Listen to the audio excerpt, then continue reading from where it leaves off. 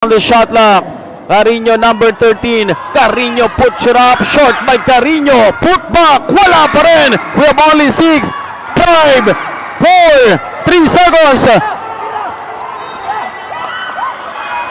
Bang! At pumasok mga kaibigan. Titignan natin kung ano yung magiging hatol ng ating officiating officials.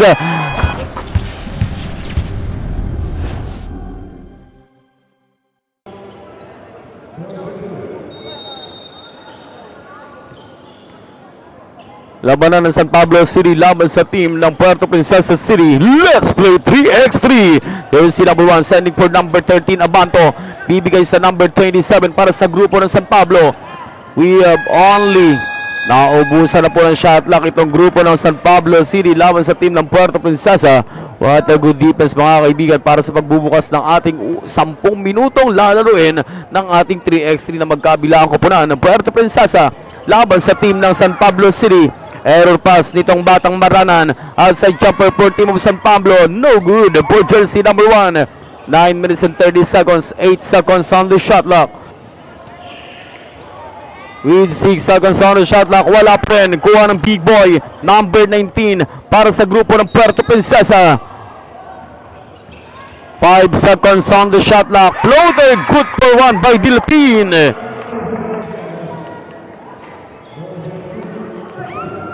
With 9 minutes and 10 seconds, there's a foul. According to officiating referee mga kaibigan. Sa hindi inaasahan, medyo nagkadaganan itong dalawang player ng team na, o isa sa mga player ng team ng Puerto at yung isa rin sa mga player ng Batang San Pablo. Itong Batang Borgoña, pero yung dumagan po doon yung isa sa mga big boy at malalaking bata ng Puerto Princesa. Kaya medyo iniinda po ng isa sa mga player ng team ng San Pablo yung kanyang pagkakabagsak itong Batang Borgoña.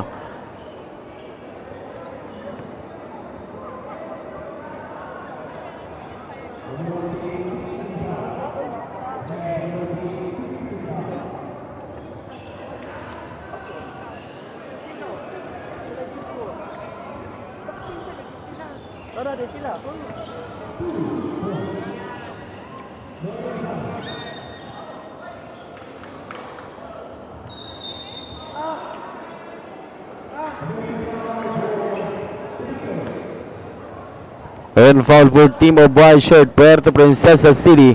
Yung Batang Maranan, tinawagan ng foul doon mga kaibigan. With 8 minutes and 50 seconds, 10 seconds on the shot clock. Floater, no good.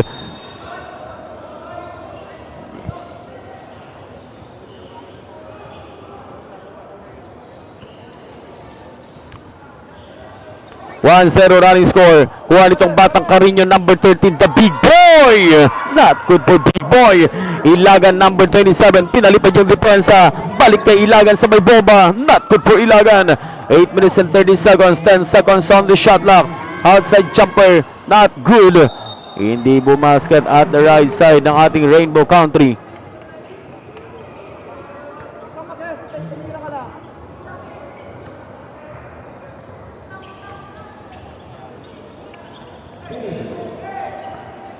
With 8 seconds on the shot clock. 5 seconds on the shot clock. Delphine. Good for 1 point by Delphine. Magandang atake with your team of Puerto Princesa ng lalawigan ng Palawan di sa Batang Pinoy.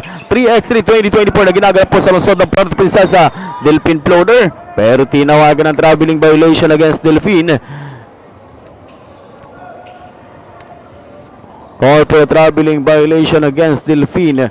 This is a Batang Pinoy 3x3 2024 na ginaganap po sa lungsod ng Puerto Princesa, lalawigan po ng Palawan. At yung mga taga-Puerto ngayon lumalamang sa kasalukuyan dahil sila ay naglalaro sa kanilang sariling tahanan. Number 13, Carino kakayod. Pero sa pagkayod nitong Batang Carino, no good. Hindi bumasket, but for team of San Pablo, 3-pointer or 2-pointer rather. Hindi bumasket for team of San Pablo City. 8 seconds on the shot clock. Delphine number 8 push it up, basketball count at may kasama pang foul. Talagang pinapatunayan itong Batang Delphine na siya naglalaro sa kanyang sariling tahanan sa lungsod ng Puerto Princesa. That's why lumalaman po sila sa kasalukuyan with 0-3. Abante po ng 3 point itong mga batang tagalungsod ng Puerto Princesa City laban sa team ng San Pablo. Pero possible pa, pwede pa maging 4 yung kalamangan ng team ng Puerto Princesa dahil 1 free throw for a bonus throw. Not good for Delfin. Hindi pumasok from the 15-foot line yung biradang Delfin. 8 seconds on the shot na po yung team of San Pablo City. Jersey number 1, kick out. Bubomba ng dalawa. Not good pa rin for jersey number 27 by Ilagan. Putback nitong teammates, wala pa rin. Carino number 19 with 7 minutes and 15 seconds remaining. 0-3 running score. 5 seconds on the shot na Carino. Iikot. Pero pinasan nitong batang Carino. Basket na 7 minutes and 7 seconds.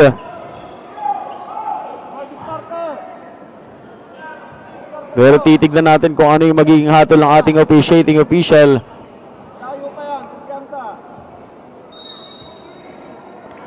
Not clear po at hindi po nailabas ng maayos. Hindi po nalabas po ng maayos mga kaibigan ng batang Carino number 13. Kailangan po ilabas sa 3-point line or from the 21-foot line. Kailangan po mailabas na maayos yung bola bago ipasok muli para sa grupo ng Puerto Princesa. Basketball not count. We have only 7 minutes remaining time. Outside jumper, 2-pointer.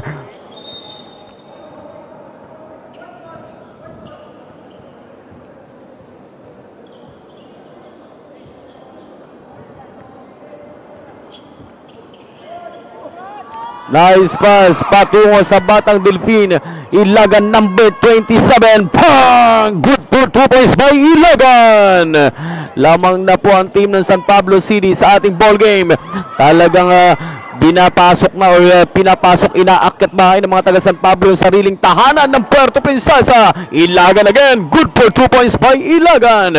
3-6 running score. Delfin creating some space. 100 floater. Yes sir. Good for 1 point by Delfin. 4-6. Ilagan once again. Not good for Ilagan from the 2-point lane. We have only 6 minutes and 14 seconds. 8 seconds on the shot clock. Pero not clear at hindi na ilabas ng maayos mga kaibigan. Hindi na labas ng maayos para sa grupo ng Puerto Princesa.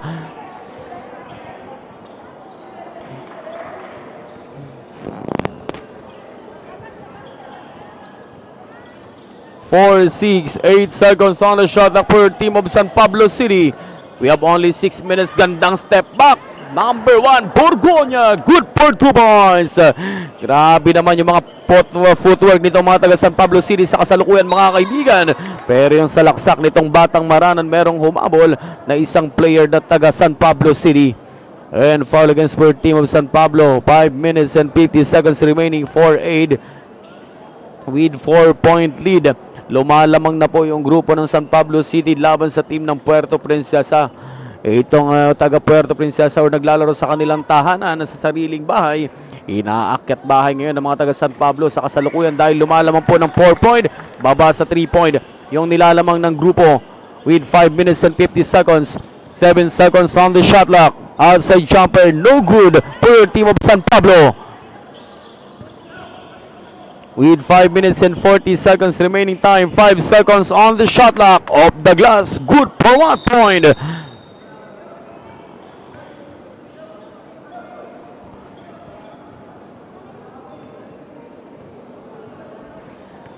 Score 5-9. Score 5-9 with 4-point lead. We are team of San Pablo City.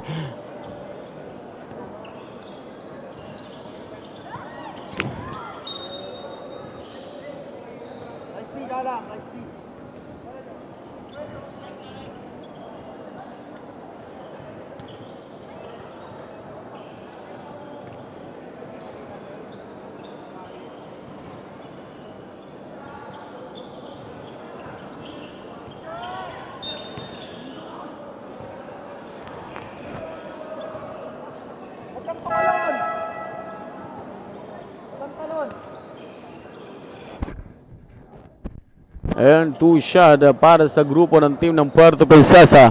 Babalik o papupunta sa number 8 going to the 15-foot line against Delfin for possible 2 points sa kanyang dalawang free throw.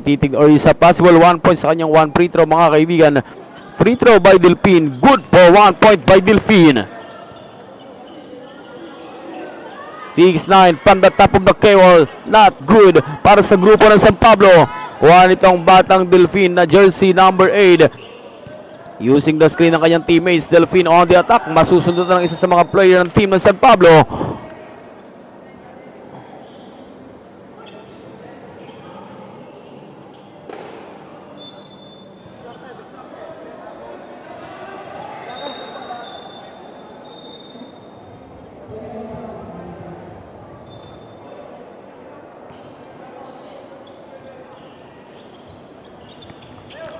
(6-9) 4 minutes and 35. Number 27, Ilagan.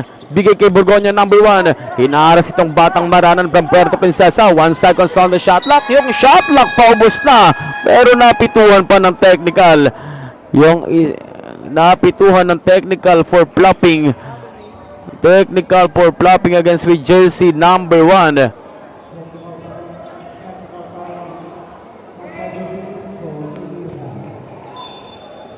Napituan po ng technical for flopping against with jersey number 1 Borgoña. 4 minutes and 17. Na technical po for flopping against number 17 your team of San Pablo City. Free throw by Maranan. Good for 1 point against Maranan, number 24.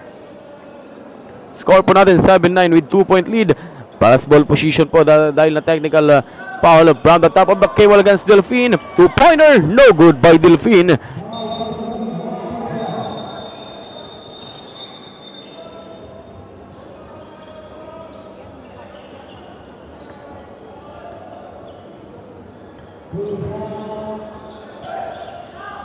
(7-9) jersey number 8 Delfin atake sa loob, bounce pass for jersey number 9. Pang! Basketball count at may kasama pang foul. What a good combination itong batang Delfin at yung batang Lim ng Puerto Princesa. 8-9 running score. 8-9, 1 point lead for team of San Pablo City. Pero panahon para maitabla ng taga Puerto Princesa. Titignan natin mga kaibigan kung mapapasok ba nitong batang Lim from Puerto Princesa. 3 minutes and 58. Short. Biting yung tirada nitong batang Lim from the 15-foot lane.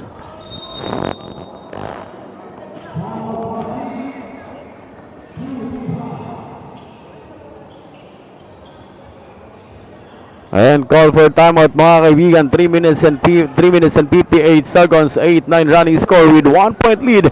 Isang puntos po yung nilalamang ng team ng San Pablo City laban sa team ng Puerto Princesa City. Lalawigan po ng Palawan. Ati po natutungan ng batang Pinoy 3x3 2024 na ginaganap po sa lungsod ng Puerto Princesa. Lalawigan po ng Palawan. Labanan po ng Puerto Princesa sa kasalukuyan laban sa team ng San Pablo City. At live na rin pa rin po tayo napapanood sa Facebook page ng Kois Nonoy. Don't forget to follow, like, and share the Facebook page Kois Nonoy. Nang sa ganun po ay marami pong makapanood at makarating din po sa mga lugar ng mga batang manlalaro ng ating Batang Pinoy 2024. Hopefully napapanood po tayo ng mga taga San Pablo City sa kasalukuyan dahil yung kanilang nagiging pambato. San Pablo nakakalaban po yung mga player at pambato ng Puerto Princesa City. Sila po lumalamang with 1 point lead for team of San Pablo. 8-9, 8 seconds on the shot clock. 2-pointer doesn't work. Kuha nitong number 18 sending for Delfin, creating some space. Couple of fake. What a footwork by Delfin. Good for 1 point by Delfin. All 9. Napakagandang footwork nitong batang Delfin mga kaibigan. 3 minutes and 30 seconds remaining time. Kick out, number 1, Borgoña from the top of the K-wall. Asinta, legal play. Bago pa maubos yung shot clock, nagbitawan pa nitong batang Delfin. Number 8, we have only 10 seconds. Delfin, 2-pointer, no good for Delfin. Carino, number 13. Pero nasubrahan ng paglalambing and call for a charging foul against number 13. Call for a charging foul against Carino, number 13. Yung po yun na sinasabi po natin na sobrahan ng paglalambing at yung paglalambing na yon sa maling paraan na gamit itong batang Carino for your team of Puerto Princesa.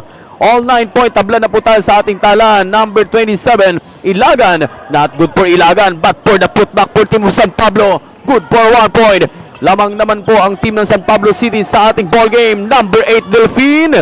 Not good for Delfin from the 2-point lane. But there's foul call for a holding foul.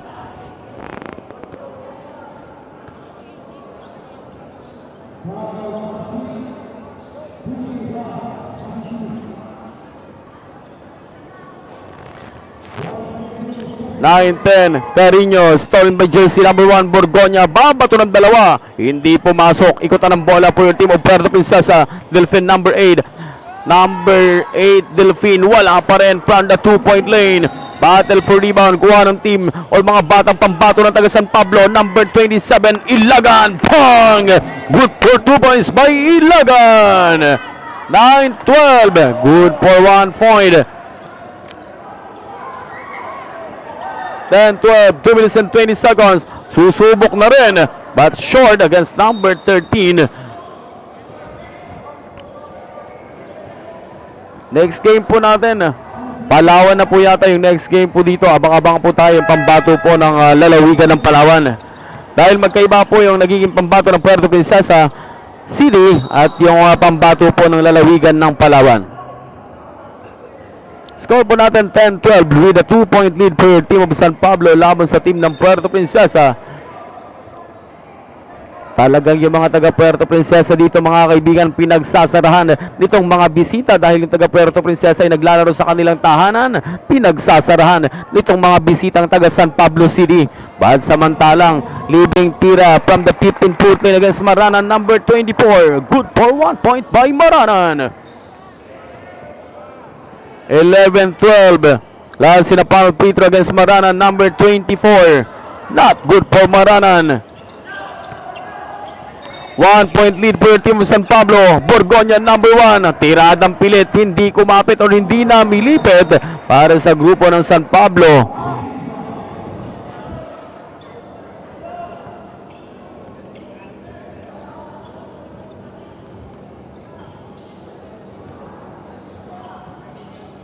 We have only 2 minutes remaining time. Carino kakayod sa loob. Napakalaking batang Carino. All 12 point. 8 seconds on the shot clock. Outside jumper from the top of the wall. Battle for rebound. Agawan ng bola. With 1 minute and 40 seconds. Carino again sa loob. Number 13 patuloy na magtatrabaho.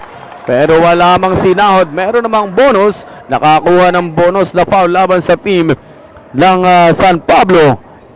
With 1 minute and 37 seconds remaining time para sa ating 10 minutes ng paglalayag ng kanilang basketball action. Going to the 15-foot line against number 13, Carino, good for 1. Pero dahil nasa penalty situation na po tayo, dalawang free throw yung paparating sa batang Carino for possible 2 points play. First free throw, good for 1 against Carino. Last sinapanot free throw against number 13 para sa big boy o yung tinaguri ang malaking batang bow belga ng grupong Puerto Princesa. Last sinapal free throw, good for 2 points by Carino.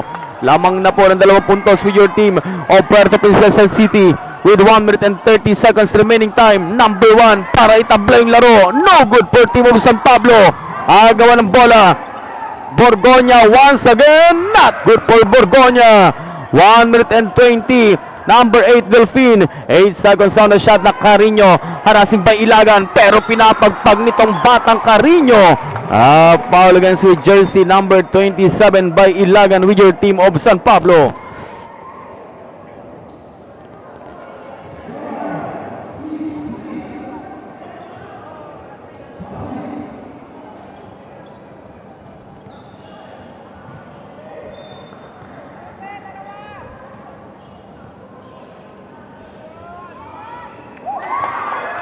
First free throw, good for 1 against Carino.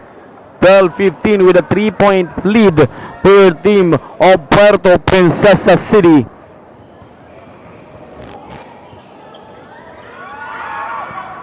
Tapi ka ng bola, kuha ng team ng San Pablo from the top of the keyword jumper. Pababang!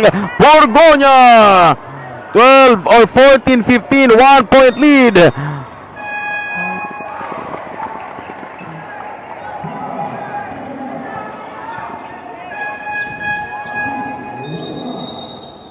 Hinaka po, basket count against Carino, number 13 mga kaibigan. Dahil bago po magkaroon ng technical problem, mayroong banat doon yung batang Carino sa ilalim. At pumasok nga po yan. Score po natin 14-16. Lawan po ng 2 puntos yung team ng Puerto Princesa. Samantalang Burganya, not good for Burganya. Agawan ng bola. But there's a foul. According to P. Shading, foul with your team of Puerto Princesa.